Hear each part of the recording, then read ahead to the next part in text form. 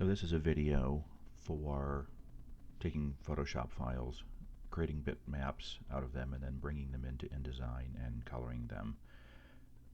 This was brought about by people complaining about their huge file sizes when importing bitmapped images into InDesign.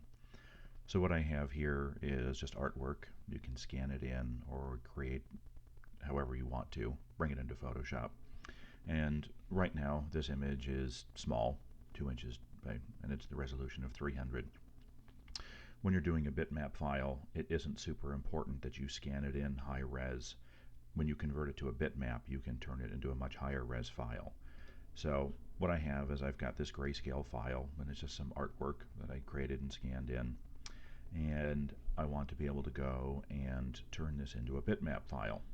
So image, mode, it's already in grayscale. If it isn't, you'll need to go to grayscale first and then go back under image mode and convert it to bitmap.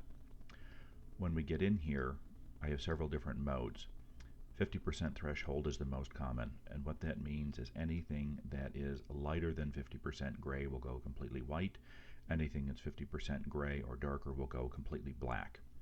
At this point, I'm going to go ahead and output this to a much higher output, say 600 pixels per inch, so that we have a much higher res bitmap file, but I don't have to start with one that's really big to begin with.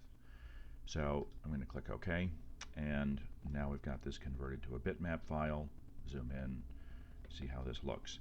I'm going to save this as a TIFF file to my desktop, and with this, Photoshop, I'm going to save this as a TIFF file, and I'm going to save that.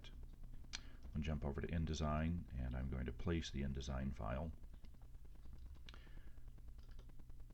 and place it, scale it, and if I want to go in and I want to change the color here, I'm going to have to select my actual image to change the color, and then I can go in and change the color of my Bitmap TIFF, and then if I change the fill on my container, I can change that and get any texture pattern that I want to. So nice and easy with that.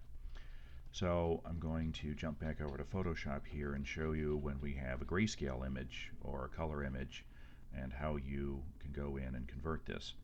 Now if you have something that isn't line art, or if you have something that's in photograph, what I'm going to do first is I'm going to adjust the black and white and the gray to be something that's going to be more desirable when I convert it to a bitmap.